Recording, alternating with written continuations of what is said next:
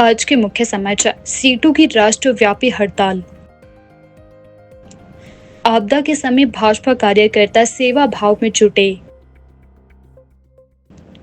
सीटों के बैनर तले गरजे आवाजें। खजियार में पैराग्लाइडिंग पर रोक। भारी नुकसान के बाद अब मौसम सामान्य। विद्यार्थी दिवस पर रक्तदान शिविर का किया गया आयोजन। मुख्यमंत्री ने सरन और बगस्याड़ में आपदा प्रभावितों से की मुलाकात। ठियोग में छात्राओं के साथ छेड़छाड़ से दहशत का माहौल।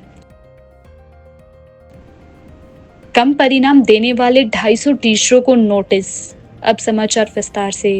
शिमला में सेटू द्वारा आयोजित राष्ट्रव्यापी हड़ताल और विरोध रैली की तैयारियां जोरों पर रही। पंचायत भवन से लेकर चौड़ा मैदान तक जन सैलाब उमड़ पड़ा, जहां आईजीएमसी कॉन्ट्रैक्ट वर्कर यूनियन के सैकड़ों सदस्य हड़ताल पर भाग लेने के लिए पहुंचे। रैली में महिलाओं की बुलंद आवाजों ने माहौल को और गरमाया, जो सरकार से अपने अधिकारों की रक्षा की गुहार लगा रही थी। यह आंदोलन सिर्फ शिमला या हिमाचल प्रदेश तक सीमित नहीं है, बल्कि पूरे भारत में इसका व्यापक असर देखने को मिल रहा है। देश भर के अलग अलग राज्यों में श्रमिक संगठनों, एजेंसियों और मजदूर यूनियनों ने इस हड़ताल को समर्थन देते हुए बड़ी संख्या में भागीदारी की है। रैली में शामिल प्रमुख वर्गों में शामिल है आंगनबाड़ी कार्यकर्ता, mid day meal workers, hotel industry के मजदूर, सेब सोसाइटी के वर्कर्स। ये सभी कर्मचारी अपनी अपनी परेशानियों को लेकर सरकार के सामने एकजुट होकर खड़े हैं।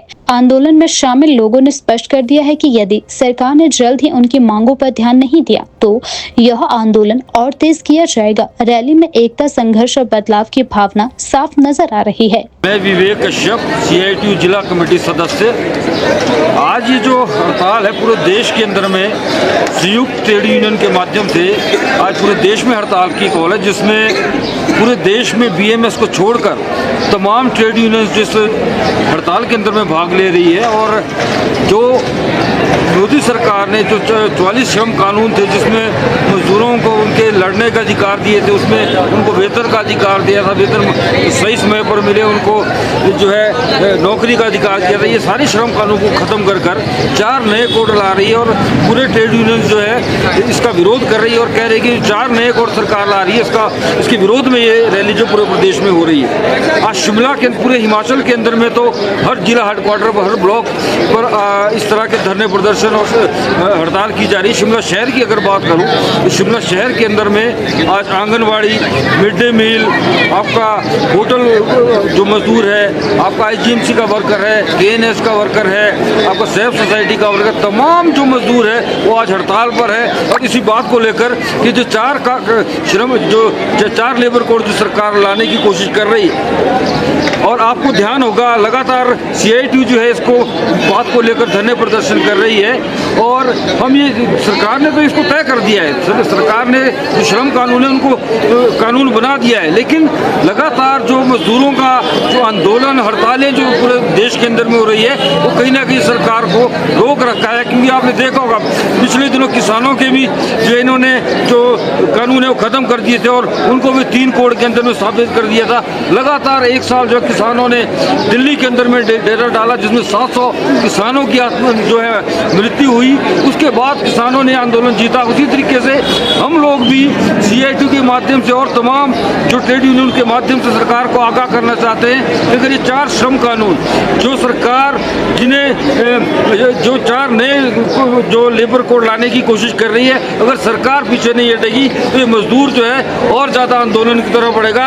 आज तो पूरे देश के अंदर में हड़ताल है, अगर अनिश्चितकालीन हड़ताल पे या दूसरी जो रणनीति होगी उसके लिए मजदूर जो है, क्योंकि ये जो श्रम कानून 4 खत्म जो 44 श्रम कानून खत्म कर रही है, उसमें सीधा जो आपका जो मजदूर है उसके जो निजी हक है, जो उसके जीने मरने के हक है, वो भी खत्म हो जाएंगे। और उसके अंदर में अभी जो मिनिमम एज है उसका भी कोई वो नहीं, मिनिमम एज 176 में सरकार बोल रही है। तो इस तरह की तमाम जो नीतियाँ केंद्र सरकार जो लागू करने की कोशिश कर रही है, उसके विरोध में आज की हड़ताल हम करने जा रहे हैं। मंडी जिला में हाल ही में आई भीषण प्राकृतिक आपदा के बाद राहत और पुनर्वास कार्यों में भारतीय जनता पार्टी भाजपा के कार्यकर्ता पूरी निष्ठा, समर्पण और सेवा भावना के साथ जुटे हुए हैं। पार्टी की ओर से लगातार प्रभावित क्षेत्रों में राहत सामग्री भेजी जा रही है। भाजपा प्रदेश अध्यक्ष डॉक्टर राजीव बिंदल के निर्देश पर सभी संगठनात्मक जिलों को 60-60 किचन किट्स भेजने का लक्ष्य निर्धारित किया गया था। इस दिशा में भाजपा शिमला जिला के अनुकरणीय पहल करते हुए कुल 101 किचन किट्स, जिनमें 61 किट करसोग और 40 किट सिराज के क्षेत्र के लिए थी, 2 गाड़ियों के माध्यम से यह रवाना की गई। इन किट्स में आपदा पीड़ित परिवारों की दैनिक रसोई संबंधी आवश्यकताओं को ध्यान में रखते हुए कढ़ाई, पतीला, चकना, बेलना सहित 18 से 20 प्रकार के रसोई बर्तन और आवश्यक सामग्री शामिल की गई, ताकि प्रभावितों को भोजन तैयार करने में कोई कठिनाई न हो। भाजपा जिला अध्यक्ष केशव चौहान ने जानकारी देते हुए कहा कि यह समय सेवा और सहयोग का है। उन्होंने सभी दानदाताओं, पार्टी कार्यकर्ताओं और सहयोगियों का आभार जताया है और कहा है कि संकट की इस घड़ी में हर संभव सहायता देना हम सभी का दायित्व है। मंडी में भयंकर आपदा जो आई है, उसके लिए भारतीय जनता पार्टी के जो कार्यकर्ता है, नेतृत्व है, लगातार वहां पर मदद पहुंचाने में लगा है। पहले भी हमने बताया कि लगभग 450 किट राशन हम पहले से ही मंडी के करसोग और सराज विधानसभा क्षेत्र में 7 गाड़ियों के माध्यम से भेज चुके हैं। प्रदेश के यशस्वी प्रदेश अध्यक्ष डॉक्टर राजीव बिंदल जी के निर्देश पर कल उनका आदेश आया कि वहां पर बर्तन जो है, किचन के बर्तनों की बहुत ज़्यादा आवश्यकता थी, तो सभी संगठनात्मक जिलों को 60 किट बर्तन भेजने का एक लक्ष्य दिया गया था। तो मुझे बड़ा खुशी हो रही है कि, और मैं साथ ही साथ जिला शिमला के सभी देवतुल्य भारतीय जनता पार्टी के कार्यकर्ताओं का और यहाँ के सभी दानी सज्जनों का बहुत धन्यवाद करता हूँ कि आप सबके आशीर्वाद से 101 बर्तन की किट 2 गाड़ियों में 61 किट करसोग के लिए और 40 किट सिराज विधानसभा क्षेत्र के लिए अभी भेज दी गई है। मैं अपील करना चाहता हूं प्रदेश की जनता से कि ज़्यादा से ज़्यादा मदद करें, ज़्यादा से ज़्यादा सहयोग करें, क्योंकि ये आपदा बहुत बड़ी है।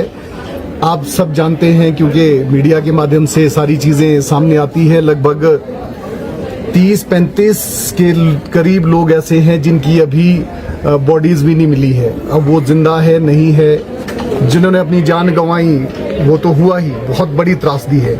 लेकिन जो लोग अपनी जान बची भी है, उनके हालात इतने खराब है कि उनका संपर्क नहीं हो रहा, उनके पास रहने के लिए घर नहीं है, उनके पास अगर राशन है तो खाना बनाने के लिए बर्तन नहीं है।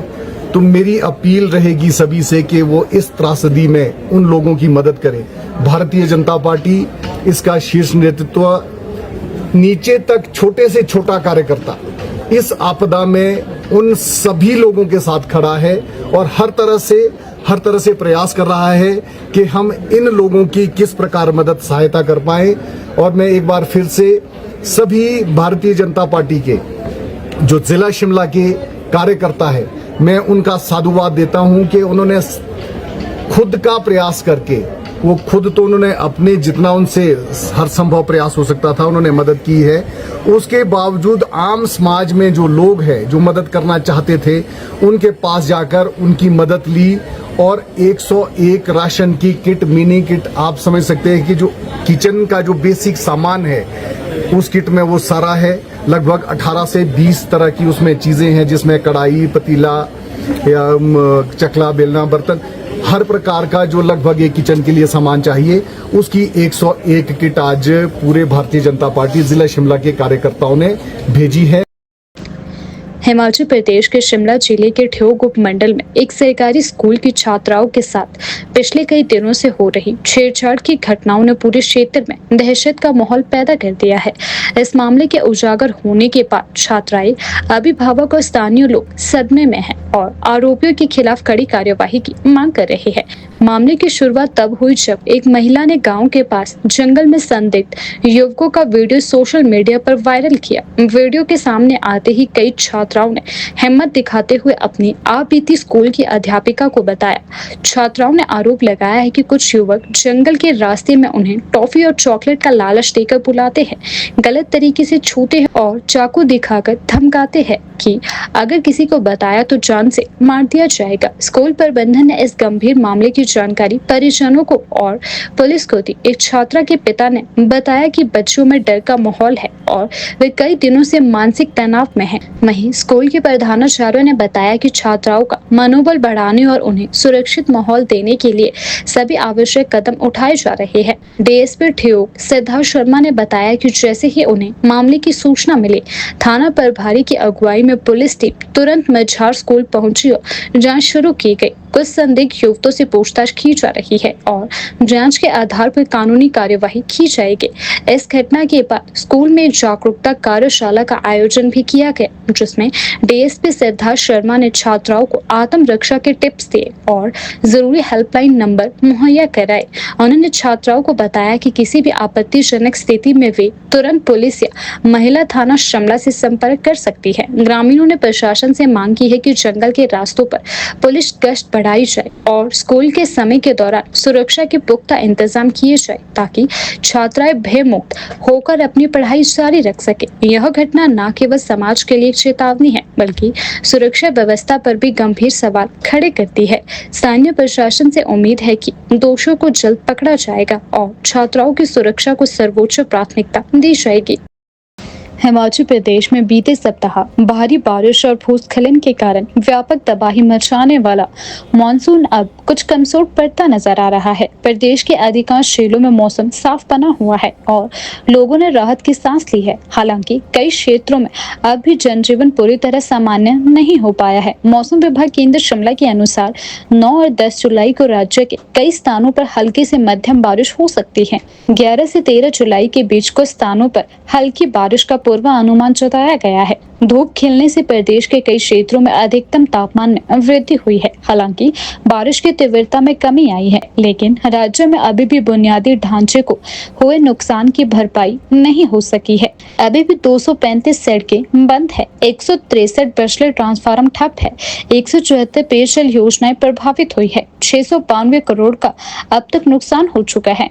मंडी जिला इस बार सबसे अधिक प्रभावित रहा, जहां भारी भूस्खलन और सड़क धंसने जैसी घटनाएं सामने आई है। इस मानसून सीजन में हिमाचल में अब तक 197.9 मिलीमीटर बारिश दर्ज की गई, जबकि इस अवधि में सामान्य बारिश 144 मिलीमीटर मानी जाती है, यानी प्रदेश में 37% अधिक वर्षा दर्ज की गई। देखिए, बीते 24 घंटों में प्रदेश के जो डिस्ट्रिक्ट सिरमौर, ऊना, शिमला, बिलासपुर, हमीरपुर, मंडी, यहाँ पे हल्के से मध्यम बारिश के साथ जो हमारे डिस्ट्रिक्ट सिरमौर में, नाहन में और ऊना में, बंगाना में हैवी रेनफॉल दर्ज की गई थी।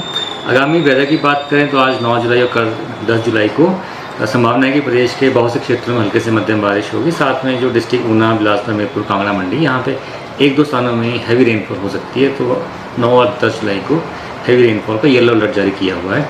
फिर 11 और 12 जुलाई को वेदर में कमी ज़रूर आएगी और 11 और 12 जुलाई को ऐसा कोई मेजर अलर्ट नहीं है। केवल जो हमारे जो डिस्ट्रिक्ट हैं प्लेन के और जो मध्यवर्ती, यहाँ पे कुछ एक क्षेत्रों में हल्के से मध्यम बारिश जरूर होगी।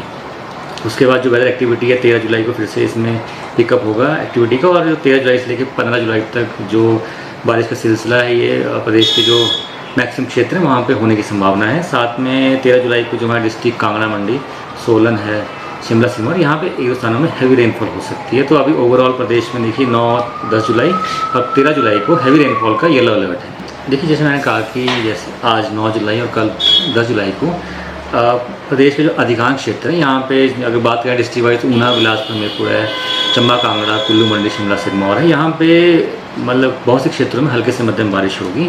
और हैवी रेनफॉल मैंने कहा जैसे आज 9 जुलाई कल 10 जुलाई को जो डिस्ट्रिक्ट ऊना, बिलासपुर, हमीरपुर और कांगड़ा, मंडी, यहीं 1-2 स्थानों में भारी बारिश हो सकती है। और अभी देखिए आज 9 जुलाई को जो हमारे मैक्सिमम क्षेत्र हैं जिसमें कुल्लू है, मंडी है, आपका सोलन, सिरमौर है, यहाँ पे अभी बारिश चली हुई है। और केवल जो 11 और 12 जुलाई को वेदर जो बारिश है उसमें थोड़ी सी कमी आएगी और उसमें केवल जो डिस्ट्रिक्ट हैं जिसमें स्पेशली चंबा, कांगड़ा, कुल्लू, मंडी है और सोलन, सिरमौर, यहीं पे ही कुछ एक क्षेत्रों में हल्के से मध्यम बारिश होगी। और 11-12 जुलाई को ऐसे कोई हैवी रेनफॉल का अलर्ट नहीं है। फिर जो वेदर एक्टिविटी है वो 13 जुलाई से फिर से अधिकांश क्षेत्रों में होगी और इसके चलते जो अलर्ट है वो केवल अभी हैवी रेनफॉल का है येलो कैटेगरी में, वो भी 9 और 10 जुलाई को, फिर 13 जुलाई को उसको उपरांत। मिनी स्विट्जरलैंड के नाम से प्रसिद्ध हिमाचल प्रदेश का लोकप्रिय पर्यटन स्थल खजियार इन दिनों बरसात की चपेट में है। पर्यटन विभाग ने 15 सितंबर तक पैराग्लाइडिंग पर पूर्ण प्रतिबंध लगा दिया है। इस संदर्भ में जिला पर्यटन विकास अधिकारी राजीव मिश्रा ने जानकारी दी है कि पैराग्लाइडिंग एसोसिएशन को आदेश जारी कर दिए गए हैं। आदेश में स्पष्ट किया गया है कि यदि किसी भी व्यक्ति द्वारा इन निर्देशों की अवहेलना कर पैराग्लाइडिंग की जाती है तो उसके विरुद्ध कानूनी कार्यवाही की जाएगी। बरसात के मौसम में तेज हवाओं और बदलते मौसम के कारण पैराग्लाइडिंग जोखिम भरी हो सकती है, जिससे दुर्घटनाओं की आशंका बढ़ जाती है। विभाग ने यह निर्णय पर्यटकों की सुरक्षा सुनिश्चित करने और किसी भी अप्रिय घटना को रोकने के उद्देश्य से की है। खजियार में दढ़ोता से लाहरा और लाहरा से दढ़ोता के बीच पैराग्लाइडिंग के लिए साइटें चिन्हित की गई है, जहां पर्यटक सामान्य दिनों में रोमांचक उड़ानों का आनंद लेते हैं, लेकिन इन दिनों मौसम अनुकूल न होने के कारण इन गतिविधियों पर रोक लगाना जरूरी हो गया है। बरसात के चलते खजियार में इन दिनों पर्यटकों की आवाजाही भी कम देखी जा रही है। सितंबर से दूसरे सप्ताह से मौसम के साफ होने और पर्यटकों की आमद में वृद्धि की उम्मीद जताई जा रही है। हर साल देश और विदेश से बड़ी संख्या में पर्यटक खजियार आते हैं, खासकर जब मैदानी इलाकों में गर्मी चरम पर होती है। ऐसे में बरसात का मौसम आमतौर पर यहाँ पर्यटन गतिविधियों में थोड़ी रुकावट लेकर आता है। राजीव मिश्रा जिला पर्यटन विकास अधिकारी ने दोहराया कि बरसात के मौसम के चलते खजियार में पैराग्लाइडिंग पर रोक लगा दी गई है। इस बारे में सभी पैराग्लाइडरों को स्पष्ट निर्देश जारी कर दिए गए हैं। देश भर में ट्रेड यूनियनों द्वारा बुलाई गई राष्ट्रव्यापी हड़ताल के तहत आज शिमला में सीटू के बैनर तले विभिन्न मजदूर संगठनों और कर्मचारियों ने पंचायत भवन से लेकर चौड़ा मैदान तक विशाल रैली निकाली। हजारों की संख्या में सड़कों पर उतरे प्रदर्शनकारियों ने सरकार की श्रमिक विरोधी नीतियों के खिलाफ जोरदार नारेबाजी की। सेटू के कार्यकर्ताओं ने कहा कि 8 घंटे की नौकरी के बजाय 12 घंटे की नौकरी करवाई जा रही है। सेटू और अन्य यूनियनों ने केंद्र सरकार पर आरोप लगाया है कि वह अमीरों के पक्ष में काम कर रही है, जबकि गरीब वर्ग, मजदूर, किसान और आम कर्मचारी लगातार हाशिए पर धकेले जा रहे हैं। इस हड़ताल में न सिर्फ मजदूर और अस्थायी कर्मचारी बल्कि सरकारी कर्मचारी महासंघ, विभिन्न विभागों के फेडरेशन और किसान संगठनों की भागीदारी भी दर्ज की गई। सेटू ने आरोप लगाया है कि सार्वजनिक संस्थानों को बेचा जा रहा है। सेटू ने कहा कि सरकार बीएसएनएल, एयर इंडिया, रेलवे और अन्य पब्लिक सेक्टर यूनियंस को बेचने की प्रक्रिया में छूटी हुई है। केंद्र सरकार सिर्फ पूंजीपतियों के हित में ही है। साथ ही सेटू ने आरोप लगाया है कि मोदी सरकार अडानी, अंबानी, टाटा, बिरला जैसे बड़े औद्योगिक घरानों के साथ मिली हुई है, जबकि गरीब जनता की आवाज को अनसुना किया जा रहा है। साथ ही सेटू ने यह भी आरोप लगाया है कि एनएच, नेशनल हाईवे अथॉरिटी के द्वारा 4 लेन के कार्य किए जा रहे हैं और ऐसे के साथ लोगों के घरों को भी उजाड़ा जा रहा है। दिन रात हो रहे इन कार्यों से लोगों के घर तक उजड़ गए हैं। साथ ही सेटू ने कहा कि सरकार अगर पूंजीपतियों को ही देश समझती है तो हम संघर्ष को और तेज करेंगे। यह हड़ताल एक चेतावनी है, अगर सुनवाई ना हुई तो देश भर में चक्का जाम भी किया जाएगा। संयुक्त मंच के आह्वान पर आज पूरे देश में हड़ताल का आयोजन किया गया है। इसमें जो सरकारी सेवाओं के जो कर्मचारी हैं, उनकी जो फेडरेशन है वो भी शामिल है, किसानों के संगठन भी इसमें शामिल हैं और मूलतः आज की हड़ताल का आयोजन 4 लेबर कोडों को लेकर। हमारे देश में 100 साल के इतिहास में अंग्रेजों के ज़माने से लेकर 44 कानून जो बने, उन 44 कानूनों को ख़त्म करके 4 लेबर कोड बना दिए सरकार ने। कोविड काल में ये 4 लेबर कोड जो है बंधुआ मजदूरी थोपेंगे, गुलामी प्रथा स्थापित करेंगे। 8 के बजाय 12 घंटे की ड्यूटी का प्रावधान किया जा रहा है। पक्के किस्म के रोजगार के बजाय जो है कच्चे किस्म का रोजगार, जिसको फिक्स टर्म कहा जा रहा है, वो लागू किया जा रहा है। और आप देख रहे हैं उसके अनेकों रूप, प्रोबेशन के रूप में, कैजुअल के रूप में, टेम्परेरी वर्कर के रूप में, मल्टीटास्क वर्कर के रूप में सामने आ रहे हैं। हड़ताल पर घोषित प्रतिबंध है। अगर मजदूर हड़ताल करेगा एक दिन, उसका वेतन 8 दिन का कटेगा। जो श्रम कार्यालय हैं उनके अस्तित्व पर खतरा मंडरा रहा है। 74% मजदूर जो है लेबर कोड के आने के बाद कानून के दायरे से बाहर हो जाएंगे और पूरे देश में जिस तरीके से एक सारा क्रम चल रहा है, साफ हो गया है कि केंद्र की नरेंद्र मोदी सरकार पूरी तरह से अमीरों के पक्ष में खड़ी हो गई है। जो टाटा, बिरला, अंबानी, अडानी, जो एयरटेल का मालिक है, उसके साथ जो सरकार खड़ी हो गई है और कानूनों को इस रूप में पलट रही है जहां सिर्फ जो है पूंजीपतियों का बोलबाला हो जाएगा। ये कानून जब बनाए गए, आपको मालूम होगा 8 अप्रैल 1929 को जब केंद्रीय असेंबली में उस वक्त भगत सिंह ने जब बम फेंका था, तो किस बात को लेकर फेंका था? यही मजदूरों के कानून पर जब हमला किया उस वक्त की अंग्रेज सरकार ने, उसके खिलाफ वो दोनों ने की थी। तो आज भी वैसा हमला जो है पूरे देश के अंदर हो रहा है। आज जो है इस हड़ताल में किसान जो है वो देहात बंद कर रहे हैं। उन्होंने अपनी मांगों को प्रमुखता से उठाया है, जिसमें कर्जा मुक्ति का सवाल है, जिसमें स्वामीनाथन कमीशन की सिफारिशों का सवाल है, समर्थन मूल्य का सवाल है, आत्महत्याओं पर रोक लगाने का सवाल है, हिमाचल के अंदर जो है बेदखली का सवाल है जमीनों से और घरों से। हिमाचल के अंदर NHAI और डाबर, सिंगला, भारत और ऐसी कंपनियों के जरिए जिस तरीके से प्रभावित जो है उनको जो मुआवजा नहीं दिया जा रहा है और हिमाचल प्रदेश का सत्यानाश किया जा रहा है, वो सवाल आज हैं। और इसके साथ साथ सार्वजनिक क्षेत्र को जिस तरीके से खत्म किया जा रहा है, एक एक करके सभी सार्वजनिक क्षेत्र को आप देख रहे हैं बेचा जा रहा है। BSNL को बेचा जा रहा है, बैंकों को बेचा जा रहा है, हवाई जहाज के महकमे को बेचा जा रहा है, सड़कों को बेचा जा रहा है। ये सारी बातों को लेकर जो हड़ताल हो रही है, हिमाचल के अंदर भी सभी जिला मुख्यालयों और ब्लॉक मुख्यालयों में इस तरीके के प्रदर्शन हम कर रहे हैं। आज शिमला के अंदर IGMC चमियाना KNH मेंटल अस्पताल में कोई काम नहीं हो रहा है। आज IGMC में जो ऑपरेशन नहीं होंगे, आज जो PDF सामान्य रूप में नहीं चलेगा क्योंकि मजदूर हड़ताल पर है। आज घरों से कूड़ा नहीं उठाए क्योंकि साहब के कर्मचारी हड़ताल पर हैं। आज रेडी फड़ी के सारे लोगों ने अपना काम बंद किया। आज होटल उद्योग पूरी तरह से ठप है आज शिमला के अंदर। अगर आज आप देखेंगे सीवरेज ट्रीटमेंट प्लांट पूरी तरह से ठप है।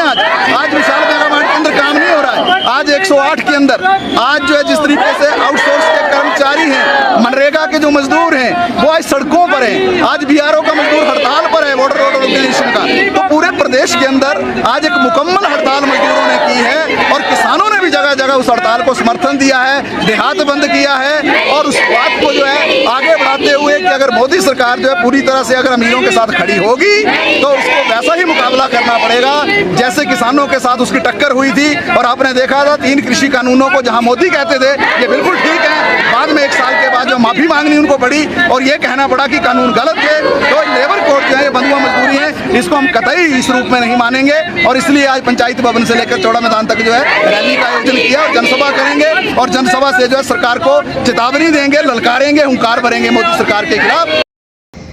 हिमाचल प्रदेश शिक्षा विभाग ने 10वीं और 12वीं बोर्ड परीक्षाओं में कम परिणाम देने वाले कुल 250 शिक्षकों को नोटिस जारी किए हैं। साथ ही ऐसे प्रिंसिपल और हेडमास्टर जिनके स्कूलों का परिणाम 25% से कम रहा है, उनसे भी कारण बताने को कहा गया है। बोर्ड में विषयवार 50% से कम पास प्रतिशत लाने वाले टीचर और प्रवक्ताओं से भी जवाब तलब किया गया है। हिमाचल में कम परिणाम देने वाले शिक्षकों व स्कूल प्रबंधन पर नोटिस का यह सख्त इशारा है। यदि सुधार नहीं हुआ तो वेतन वृद्धि रोकने व तबादले तक जैसी कार्यवाही हो सकती है। यह कदम शिक्षा व्यवस्था में गुणवत्ता व जवाबदेही लाने की दिशा में उठाया गया है। कम परीक्षा परिणाम देने वाले प्रिंसिपलों और हेडमास्टरों से पूछा गया है क्या स्कूल में पर्याप्त मात्रा में शिक्षक नियुक्त थे या नहीं। संख्या पर्याप्त थी तो बोर्ड परीक्षाओं में कम परिणाम आने के क्या कारण है। टीजीटी और प्रवक्ताओं को जारी नोटिस में पूछा गया है क्या स्कूल टेस्ट मिड टर्म परीक्षाओं में ये खामियां नजर आई या नहीं। इन खामियों को दूर करने के लिए क्या विशेष प्रयास किए गए। जिन शिक्षकों को नोटिस जारी हुए हैं उनसे संबंधित स्कूलों में उनके कार्यकाल की अवधि की जानकारी भी मांगी गई है। जवाब संतोषजनक न होने पर शिक्षा विभाग की ओर से कार्यवाही की जाएगी। ऐसे शिक्षकों के तबादले होंगे और वेतन वृद्धि भी रोकी जाएगी।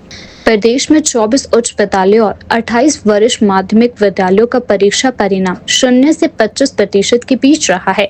5 वरिष्ठ माध्यमिक पाठशालाओं का परिणाम भी कम रहा है। 10वीं कक्षा में खराब परिणाम देने वाले स्कूलों में चंबा के 7 स्कूल है। इनमें 6 उच्च व 1 वरिष्ठ माध्यमिक है। किन्नौर में 3 उच्च व 3 वरिष्ठ माध्यमिक, कुल्लू में 4 उच्च व 3 वरिष्ठ माध्यमिक, मंडी में 1 उच्च व 2 वरिष्ठ माध्यमिक, शिमला में 3 उच्च व 10 वरिष्ठ माध्यमिक, सिरमौर में 5 उच्च व 2 वरिष्ठ माध्यमिक, सोलन में 2 उच्च व 2 वरिष्ठ माध्यमिक स्कूल है। 12वीं कक्षा में खराब परिणाम देने वाले चंबा में 1, लाहौल स्पीति में 2, शिमला में 1, सिरमौर में 1 स्कूल है।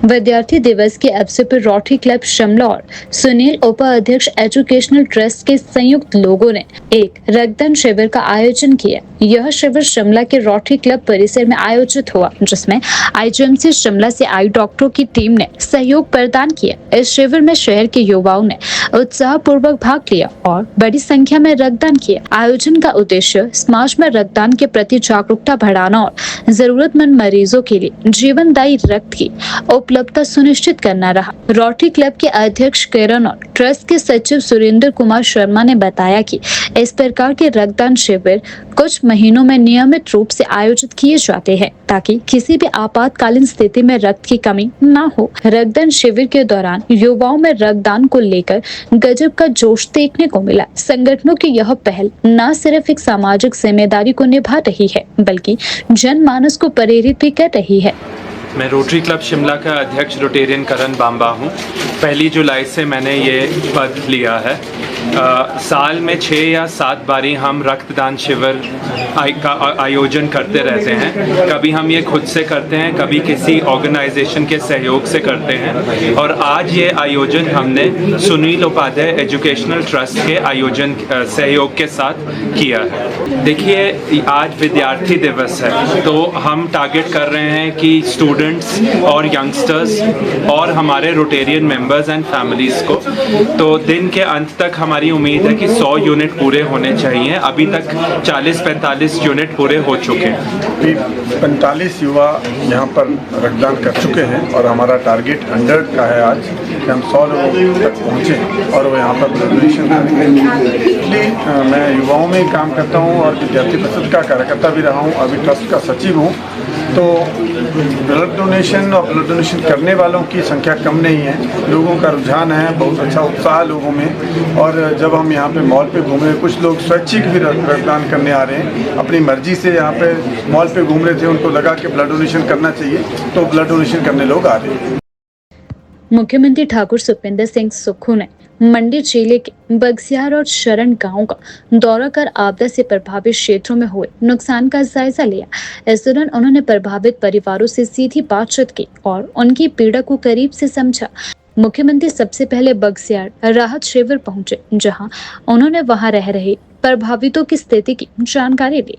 उन्होंने प्रशासन को निर्देश दिए हैं कि प्रत्येक जरूरतमंद तक राहत सामग्री और आवश्यक सेवाएं पहुंचाई जाए। इसके बाद मुख्यमंत्री शरण गांव पहुंचे, जो हाल ही में बादल फटने की घटना से पूरी तरह प्रभावित हुआ है। यहाँ घरों, खेत खलिहानों और संपत्ति को भारी नुकसान हुआ है। मुख्यमंत्री ने ग्रामीणों के बीच बैठकर उनकी समस्याएं सुनी और कहा कि यह केवल प्रशासनिक दौरा नहीं, बल्कि संवेदनात्मक जुड़ाव है। पीड़ितों का दुख हमारा भी दुख है। सरकार हर कदम में उनके साथ खड़ी है। मुख्यमंत्री ने मौके पर मौजूद अधिकारियों को निर्देश दिए कि राहत व पुनर्वास कार्यों में कोई देरी न हो और लोगों को मुआवजा, अस्थायी आवास, बिजली पानी जैसी बुनियादी सुविधाएं तुरंत उपलब्ध करवाई जाए। मुख्यमंत्री ने प्रभावितों को भरोसा दिलाते हुए कहा कि राज्य सरकार आपदा की इस घड़ी में पूरी मजबूती से उनके साथ खड़ी है। उन्होंने लोगों से संयम बनाए रखने की अपील की है और कहा है कि पुनर्निर्माण का कार्य प्राथमिकता से किया जाएगा। मुख्यमंत्री सुखविंदर सिंह सुक्खू का यह दौरा जनता के साथ गहरा मानवीय जुड़ाव दर्शाता है। आपदा की इस कठिन घड़ी में उनका मौके पर पहुंचना, पीड़ितों की पीड़ा को साझा करना और राहत के लिए तुरंत कदम उठाना प्रशंसनीय पहल है।